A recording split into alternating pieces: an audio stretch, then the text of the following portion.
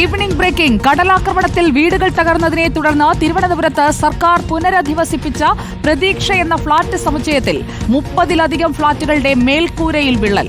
ടൈലുകൾ പൊട്ടിത്തകർന്ന നിലയിലാണ്. പൈപ്പ് ലൈൻ കണക്ഷനിലും തകരാറുണ്ട്. ഫ്ളാറ്റുകൾ നിർമ്മിച്ചു നൽകി 4 വർഷം പിന്നിട്ടപ്പോൾ തന്നെ മേൽക്കൂരയ്ക്ക് വിള്ളൽ സംഭവിച്ചുവെന്നാണ് മത്സ്യത്തൊഴിലാളി കുടുംബങ്ങൾ പറയുന്നത്. അറ്റകുറ്റപ്പണികൾ ഊരാളുങ്കൽ സഹകരണ സൊസൈറ്റി സൗജന്യമായി ചെയ്തു നൽകുമെന്ന മന്ത്രി സജി ചെറിയാന്റെ പ്രഖ്യാപനവും വെറും വാക്കായി. തറയെല്ലാം പൊടിഞ്ഞു വാരിയിരിക്കുകയാണ്. അത് ഏത് സമയത്ത് ഇളവുമെന്ന് നമുക്ക് പേടി. നമ്മൾ ഒറ്റയ്ക്ക് വേണമുള്ളത് സാറേ. ഈ വീടിൻ്റെ 4 സൈഡും കൂടെ വെള്ളം വീഴുകയാണ്. വെള്ളം വീഴുമ്പോഴെല്ലാം നമുക്ക് വീണ് കിടന്നുറങ്ങാൻ ഒക്കത്തില്ല.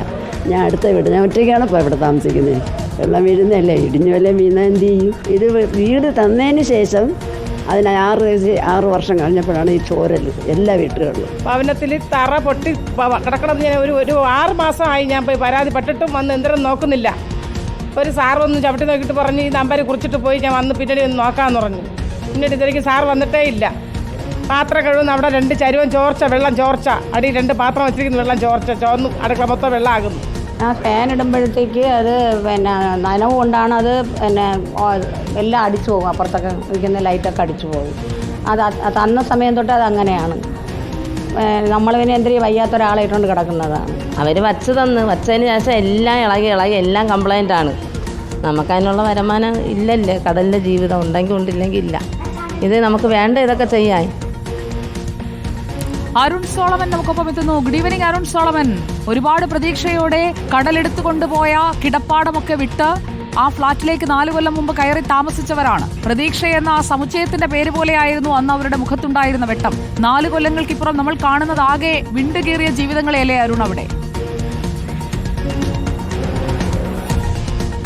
സുജയ, തീർച്ചയായിട്ടും 2018 ഒക്ടോബർ മാസം 31-ാം തീയതിയാണ് മുഖ്യമന്ത്രി ഈ പ്രതീക്ഷ എന്ന് പറയുന്ന ഫ്ളാറ്റിന്റെ താക്കോല് മത്സ്യത്തൊഴിലാളികൾക്ക് കൈമാറിയത്. കടലാക്രമണത്തെ തുടർന്ന് വീട് നഷ്ടപ്പെട്ടവർക്കാണ് ഫിഷറീസ് വകുപ്പ് മുട്ടത്തറയിലുള്ള ക്ഷീരസഹകരണ സംഘത്തിന്റെ ഭൂമി ഏറ്റെടുത്തുകൊണ്ട് 17 കോടി രൂപ മുടക്കിയാണ് ഇത്തരത്തിൽ 192 ഫ്ളാറ്റ് നിർമ്മിച്ച് നൽകിയത്.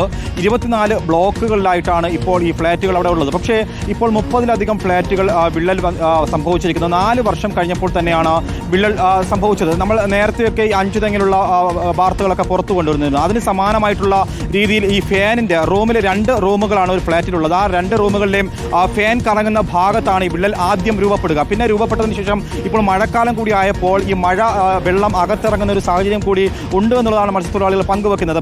പ്രത്യേകിച്ചും കുട്ടികളൊക്കെ ഉള്ള ഒരു വീടുകളാണ്. തറയോടുകളൊക്കെ പൊട്ടിയപ്പോൾ തന്നെ കുട്ടികളുടെ കാലുകൾ ഓടിച്ചാടി നടക്കുമ്പോൾ തന്നെ കാലുകളൊക്കെ മുറിയുന്ന ഒരു സാഹചര്യം കൂടി ഉണ്ടായി എന്നുള്ളതാണ് വ്യക്തമായും അവർ പങ്കുവെക്കുന്നത്. പലപ്പോഴായിട്ട് ഫിഷറീസ് വകുപ്പിനും മന്ത്രിക്കൊക്കെ പരാതി നൽകി. ഒടുവിൽ മന്ത്രി 2 വർഷം മുൻപാണ് ഈ കരാർ ഏറ്റെടുത്ത കമ്പനിക്ക് ഊരാളുങ്കലാണ് നിർമ്മിച്ചതെങ്കിൽ അവർക്ക് ഇതിന്റെ അറ്റകുറ്റപ്പണികൾ നടത്താനായിട്ടുള്ള കരാറും അതിനോട് അനുബന്ധമായി തന്നെ ഉണ്ടാകേണ്ടതല്ലേ? അറ്റകുറ്റപ്പണികൾ എന്തുകൊണ്ടാണ് അവിടെ നടക്കാത്തത്?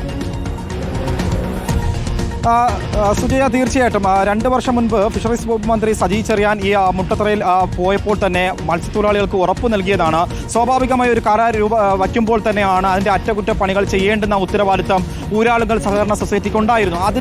അതുകൊണ്ട് തന്നെ അതിനെ സൗജന്യമായിട്ട് അത് ചെയ്തു കൊടുക്കുമെന്നുള്ള ഉറപ്പ് കൂടി അന്ന് ഫിഷറീസ് വകുപ്പ് നൽകിയിരുന്നു. പക്ഷേ 2 വർഷം പിന്നിടുമ്പോഴും വിള്ളലിൻ്റെ ആഘാതം കൂടുതൽ ഉണ്ടായതിലപ്പുറം ഇത് പരിഹരിക്കാനായിട്ട് ഊരാളുങ്കൽ അവർക്ക് ലേബർ സൊസൈറ്റിക്ക് കഴിഞ്ഞില്ല എന്നുള്ളതാണ് ഒരു ഖേദകരമായിട്ടുള്ള കാര്യം. മറ്റൊന്ന്, കാലവർഷം അടുക്കുമ്പോൾ തന്നെ മത്സ്യത്തൊഴിലാളികൾ ഒരു വറുതിയുടെ കാലഘട്ടത്തിലേക്ക് അല്ലെങ്കിൽ കാലത്തിലേക്ക് കടന്നു പോവുകയാണ്. അങ്ങനെ ഇരിക്കുന്ന ഒരു സാഹചര്യത്തിൽ അവരുടെ കീശയിൽ പണമില്ലാത്ത ഒരു സാഹചര്യത്തിൽ എങ്ങനെയാണ് ഈ കെട്ടിടത്തിന്റെ പ്ലാസ്റ്ററിംഗ് ചെയ്യാനുള്ള ഒരു പൈസ അവർക്ക് എടുക്കാൻ കഴിയാത്തൊരു സാഹചര്യത്തിലൂടെയാണ് കടന്നു പോകുന്നത്. അതുകൊണ്ട് തന്നെ ടോയ്ലറ്റിലടക്കം 2ാം നിലയിലുള്ള ടോയ്ലറ്റുകളൊക്കെ വീണ്ടും കീറി വെള്ളം 1ാം നിലയിൽ താമസിക്കുന്നവരുടെ കിടപ്പറയിലേക്ക് കടന്നു വീഴുമ്പോൾ എങ്ങനെയാണ് മുന്നോട്ട് ജീവിക്കാൻ കഴിയുക എന്നുള്ളൊരു വലിയൊരു പൊളിഞ്ഞു വീഴുന്നത്, അതുപോലെ തന്നെ മുകൾ നിലയിൽ നിന്ന് വെള്ളം താഴേക്ക് ചോർന്നൊലിക്കുന്ന സാഹചര്യം ഉണ്ടാകുന്നത്. അപ്പോൾ അവിടെ അറ്റകുറ്റപ്പണി എന്ന് പറയുന്നത് നിർബന്ധമായും ചെയ്യേണ്ടതാണ്. ബഹുമാനപ്പെട്ട ഫിഷറീസ് മന്ത്രിയും ഒപ്പം സർക്കാർ വൃത്തങ്ങളും ഇത് കാണുന്നുണ്ടെങ്കിൽ എത്രയും പെട്ടെന്ന് ആ പ്രതീക്ഷയോടെ അവിടെ കയറി താമസിച്ച ആളുകളുടെ ജീവിതത്തിലെ ആ പ്രതീക്ഷ തല്ലിക്കിടാതിരിക്കാൻ വേണ്ടി ഉള്ള നടപടികൾ എടുക്കുമെന്ന് നമ്മൾ പ്രതീക്ഷിക്കുകയാണ്. Thank you Arun Solomon.